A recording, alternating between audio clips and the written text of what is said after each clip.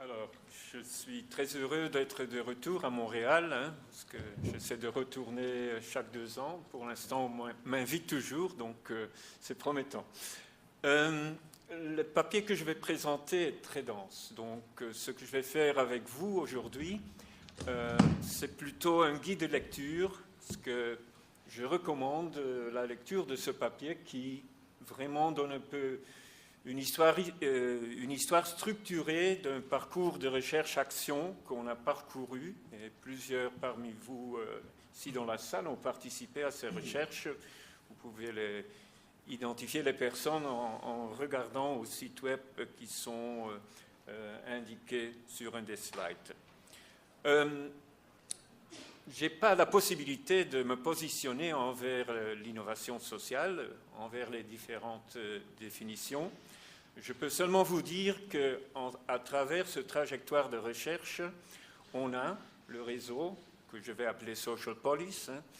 Le réseau a évolué d'une conception plutôt économie sociale, de l'innovation sociale, vers une conception de l'innovation sociale beaucoup plus intégrale, plus intégrée, qui prend en compte les différentes logiques sociales, qui prend en compte la diversité des rapports sociaux tels qu'ils ont une influence sur le développement de la société et des communautés.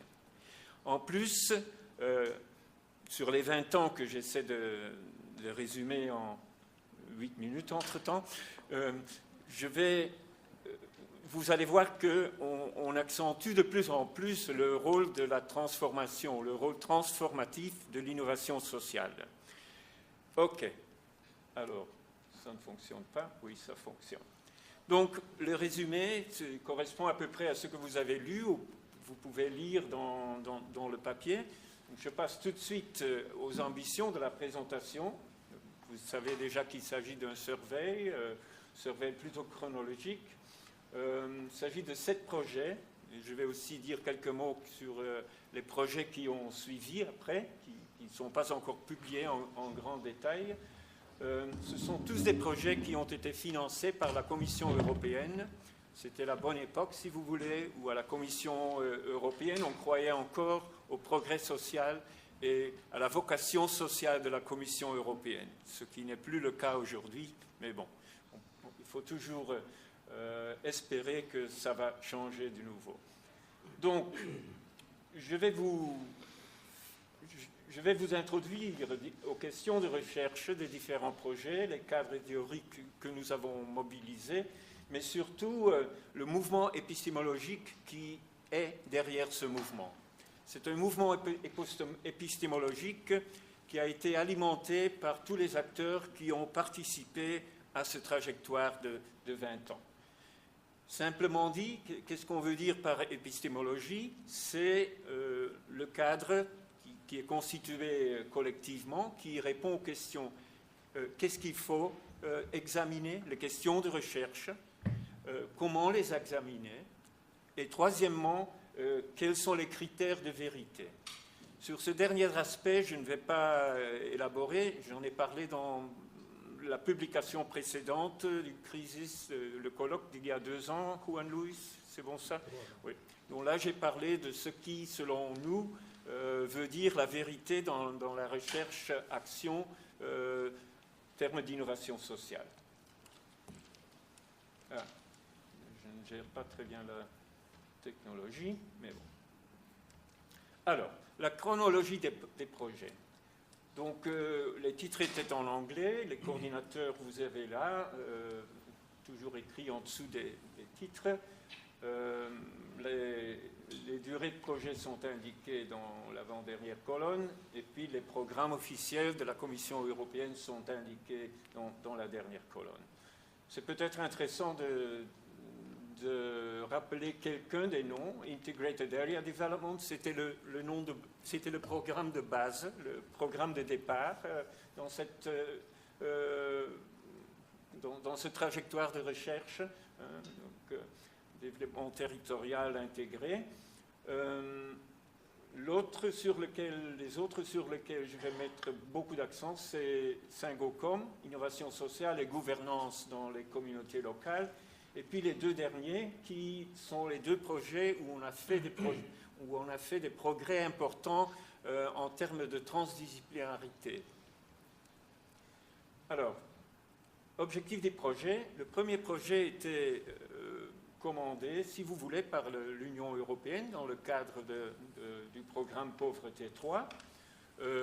Au début, dans ce programme, j'étais responsable de la recherche, mais bon, Franck, des raisons... plus près du micro, s'il vous plaît. Plus près du micro. Plus près du micro, oui. J'ai l'habitude de me balader dans les amphis sans micro, mais bon,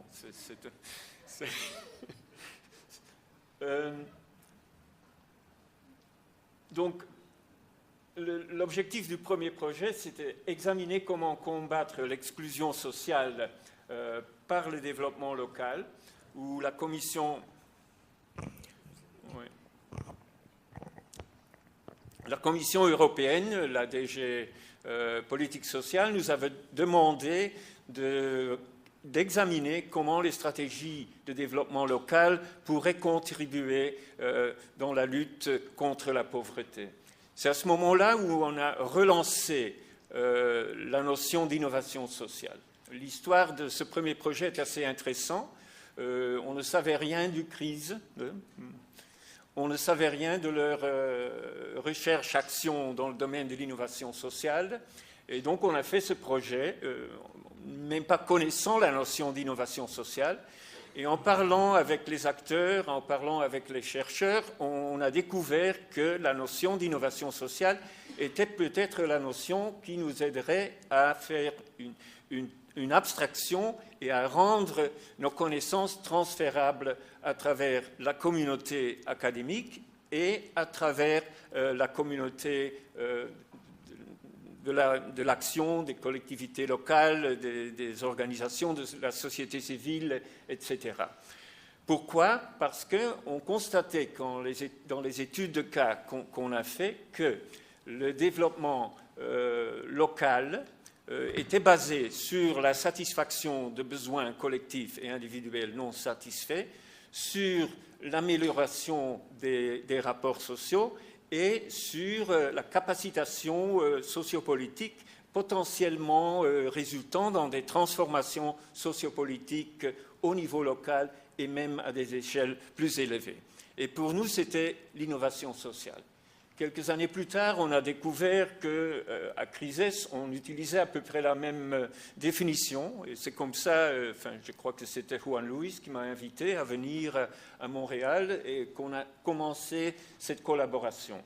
La collaboration avec Crises se situe surtout dans les deux derniers projets, Catharsis et Social Police, mais on avait déjà des échanges sur d'autres projets. Donc vous voyez que chacun de ces projets avait des défis méthodologiques très précis, mais il s'agissait toujours de trouver la correspondance entre l'innovation sociale comme stratégie, comme action collective de développement d'un côté, et de s'insérer de notre côté dans la complexité de la communauté locale, de la société complexe, etc. Le modèle de base, Integrated Area Development, c'est un titre que j'ai oublié de changer, de traduire vers le français. Il y a peut-être d'autres phrases qui n'ont pas été traduites. Donc la philosophie du modèle IAD est fondée sur, le premier point j'ai déjà mentionné, intégration de groupes exclus dans les systèmes de production locale. Donc vous voyez ici que l'accent est toujours très sur l'économique. Mais au fur et à mesure qu'on va d'un projet vers l'autre, la dynamique sociale, la dynamique culturelle, les différents types d'agencement, d'action publique deviennent visibles et sont mis en interaction. Donc, l'évolution en trois phrases dans l'approche théorique, qu'après je vais appeler métathéorique si vous voulez, est qu'on est parti d'un modèle qui était vraiment focalisé sur le local, mais qui était intégré du point de vue d'innovation sociale, comme je viens d'expliquer, vers une innovation sociale qui était spatialement en encastré, qui est analysé plus d'un point de vue institutionnel, qui demande aussi plus d'innovation en termes de recherche-action. Donc l'approche de recherche-action, si vous voulez, est peut-être le résultat le plus important de ce trajectoire. Alors, le mouvement dans ce trajectoire a été sociopolitique, a été en termes de focus thématique, a été en termes d'amélioration théorique, par exemple allant de la théorie de la régulation jusqu'à une approche beaucoup plus culturalisée, une approche prenant beaucoup plus en compte la complexité de la société au niveau local, et une évolution plus vers la transdisciplinarité. Je reviens sur ça un peu plus tard. On peut dire qu'en termes de questions adressées et de théories, prises à bord, si vous voulez, on constate un pendule, un mouvement pendulaire. Par exemple, je clarifie. Donc, il y a le système socio-économique et ces sous-systèmes qui étaient très importants pour alimenter le développement local dans le projet AID. Là, l'accent était vraiment sur les stratégies d'innovation sociale, le rôle des acteurs, type de communication, forme de collaboration avec les collectivités locales, mais on oubliait un peu le cadre plus global. On oubliait un peu la dynamique socio-économique au niveau de la ville, au niveau de la région, etc. C'est ce qu'on appelle systématiquement là, les frustrations sociopolitiques. Donc le premier projet était accusé un peu de localisme, de socio-économisme. On mettait trop l'accent sur les dynamiques économiques, pas assez sur les dynamiques sociales. Et aussi un peu de naïveté concernant les ambitions de changement. C'était une autre critique qui nous a été présentée par plusieurs acteurs. Aussi, dans ce projet, les collaborations avec les autres acteurs étaient plus formelles. On avait des réunions avec les autorités locales, avec les organisations civiles qui étaient partie prenante dans ce projet, etc. Plus tard, et surtout dans les deux derniers projets, on voit que la collaboration est beaucoup plus active, que la co-création est beaucoup plus active, que la coproduction de méthodes, de théories et de résultats est beaucoup plus interactive. Donc, dans toute cette trajectoire d'analyse de développement local, il y a ce pendule qui va d'une focalisation plus sur les initiatives d'innovation sociale, leur conceptualisation, leur mise en pratique, vers l'autre extrême de pendule qui nous dit toujours il faut analyser la complexité structurelle, il faut analyser le fonctionnement du marché foncier, sinon vous ne pouvez pas comprendre comment l'innovation sociale peut se réaliser. Sinon, vous ne pouvez pas comprendre quelles sont les contraintes à surmonter, les nouvelles associations à former, le comportement résiliaire, la mobilisation sociopolitique nécessaire à arriver à une innovation sociale soutenable, durable. Je suis certainement adhérent du groupe social qui croit qu'on peut susciter de ce cimetière de l'innovation sociale, soit dit entre parenthèses. Alors, c'est un exemple, mais il faut lire ça, comment on a amélioré le modèle du début, IAD, Integrated Area Development. On a amélioré ce modèle en le transformant en Alternative Model of Local Innovation.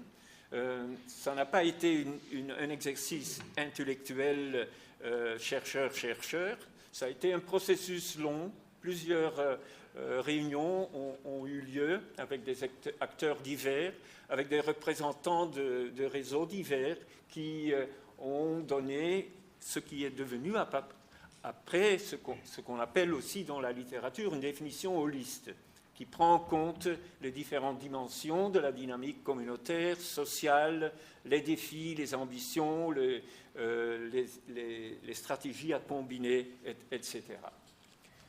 Alors, j'ai 5 minutes? Parfait. l'âge de 66 ans, je fais un peu de progrès dans... Imaginez à mon Quels âge. sont les défis épistémologiques pour la recherche action socialement innovative? C'est le titre qu'on utilise pour cette approche. Donc, plusieurs défis ont été identifiés. Le premier défi, c'est le progrès théorique. La théorie qui était au début très économique, très économiste, si vous voulez, assez instrumentaliste dans le sens que, bon, on définit une stratégie, on l'essaie et on va voir où ça mène. Le problème là était que la théorie n'était pas à mesure, à l'auteur, de répondre à la complexité des villes et des communautés où on devait travailler, où on devait faire de l'action recherche. C'est pourquoi on a lancé ces notions de métacadre théorique et métacadre. Métacadre théorique, c'est, si vous voulez, une espèce d'hybride entre les grandes théories du développement urbain, parlons des villes maintenant, il y a aussi des études de cas plus rurales, une hybride entre les grandes théories de développement urbain, les théories d'innovation sociale, les visions des acteurs, société civile, les voies non connues, etc., qu'à la fin de la trajectoire, on a pu mettre ensemble et faire des exercices de ce type. Quelle est la vision de la ville? Quelle est la vision des possibilités de développement communautaire par l'innovation sociale? Un type, disons un scénario, analyse et scénario, qui permet de coordonner les langages utilisés par les différents acteurs et qui permet de développer une vision d'ensemble à partir de laquelle on peut avancer pour l'action plus concrète. Ce cadre métathéorique est aussi utilisé comme, disons, miroir de réflexion pour le progrès des initiatives et des actions. Il est aussi utilisé pour situer l'équipe de recherche au sein de cette société, de cette communauté où l'action recherche prend place. Donc, c'est un instrument d'autoréflexivité, si vous voulez. Alors, en quoi consiste un cadre métathéorique? Je n'ai rien dit sur le rôle central dans la problématisation jointe. C'est la problématisation... C'est un mot, je vais dire P, hein, c'est trop compliqué. Donc dans le processus P, on a tous les acteurs qui collaborent avec leurs formations diverses, leurs trajectoires diverses. Ils vont collaborer à développer cette vision jointe. Donc c'est ça qui se fait dans la problématisation jointe. C'était un autre essai, mais j'aurais fait mieux de continuer à dire P.